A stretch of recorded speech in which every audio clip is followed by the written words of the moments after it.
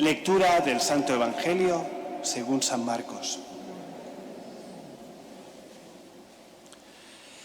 En aquel tiempo se acercó a Jesús un leproso suplicándole de rodillas: «Si quieres, puedes limpiarme». Compadecido, extendió la mano y lo tocó diciendo: «Quiero, queda limpio». La lepra se le quitó inmediatamente y quedó limpio.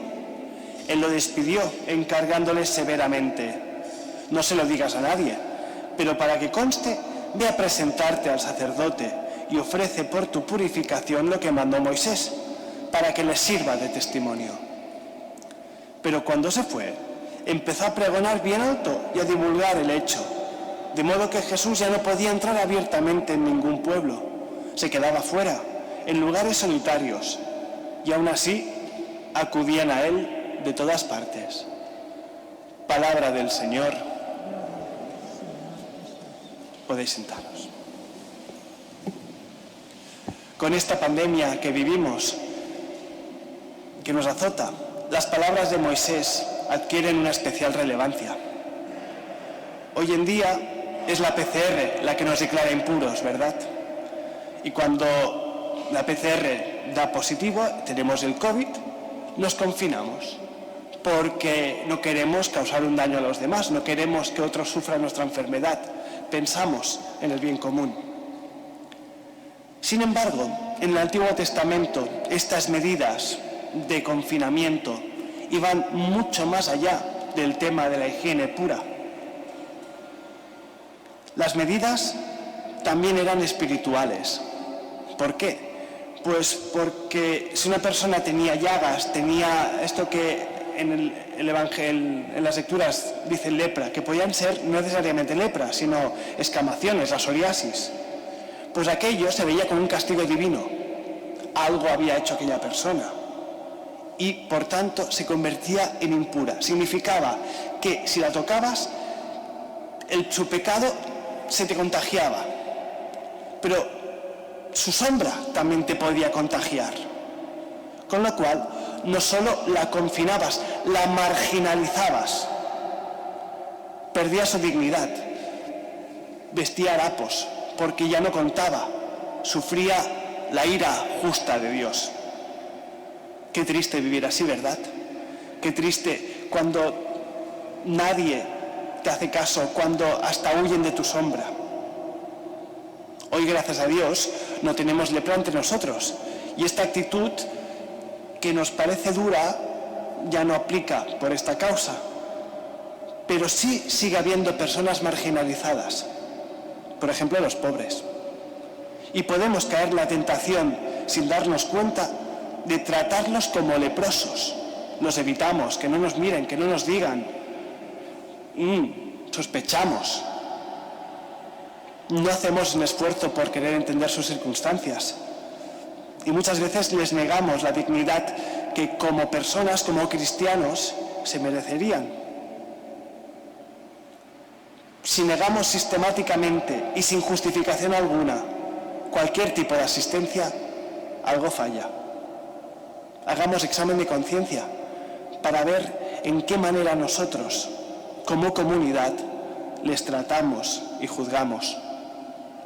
Porque claro que la comunidad es importante, claro que hay que preservarla, pero también el individuo cuenta y mucho, y todos como individuos tenemos derechos, tenemos una dignidad.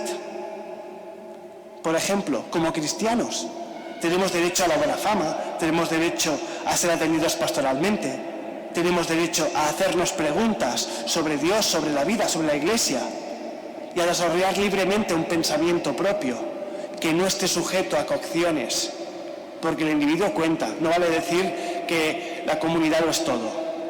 Ahora bien, que el individuo cuente, que tengamos derechos, no significa que esos derechos sean absolutos e ilimitados, como hoy San Pablo nos dice.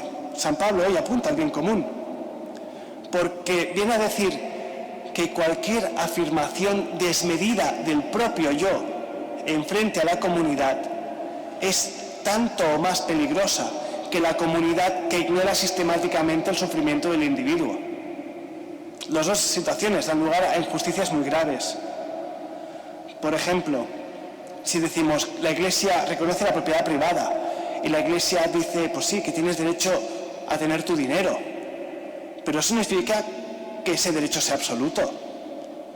Cuando yo me aferro a lo que tengo y lo quiero disfrutar de forma egoísta, sin importarme el sufrimiento de las personas que me rodean, algo mal estoy haciendo como cristiano. No cabe decir, ¿qué pasa? Lo he ganado yo, es mi derecho, porque ese ejercicio de derecho sería abusivo. Y cuando somos parte del pueblo de Dios, entendemos que la comunidad es importante, que hay un lugar, y ese lugar pues también tiene que estar pendiente de las personas que me rodean, del bien de los demás, del bien común. La ley de la Iglesia, que como sabéis intento estudiar de vez en cuando, es clara al respecto. En el ejercicio de sus derechos, los fieles han de tener en cuenta el bien común de la Iglesia, así también como los derechos ajenos y los deberes respecto a otros, porque la Iglesia, como fieles, nos asigna unos deberes que tenemos que cumplir. Entre ellos, asistir a los pobres con nuestros propios bienes. ¿Significa eso que no puedo hacer nada con mi dinero? ¿Significa que me tengo que sentir mal por no ser pobre? Para nada. Lo que significa es que hay que dejarse interpelar por las circunstancias en cada momento y para descubrir qué es lo más adecuado. Un cristiano maduro no toma decisiones por impulso. Contrapesa a la luz del Evangelio, a la luz de Dios, sus deseos más o menos legítimos con los derechos igualmente legítimos de la comunidad y de los individuos. Y si no ve claro qué hacer, pide consejo. Un cristiano maduro es un cristiano humilde, que escucha, que se deja interpelar, que busca cumplir la voluntad de Dios. Y nos obsesiona con la continua reivindicación cansina del propio yo, ni con salirse con la suya a toda costa, pase lo que pase. ¿Y cómo hacemos esto? Pues releyendo el Evangelio que acabamos de leer. Este es el único camino. Primero, sabiendo que somos frágiles, que no somos perfectos, que somos poquita cosa, que somos incluso leprosos espirituales. Segundo, arrodillándonos ante Dios porque reconocemos que Él es nuestro Dios, que a Él le debemos lo que somos.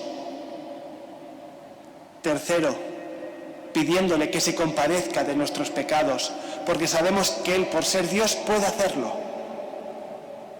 Y cuarto, no solo esto, pidiéndole que nos sostenga constantemente, porque somos poquita cosa y necesitamos siempre de su gracia. Por tanto, pidamos hoy a Dios la humildad, que es esa apertura a la gracia divina, para que Cristo, que es Maestro bueno, compasivo y prudente, pueda guiar nuestra vida por el camino del amor y de la justicia. Así sea.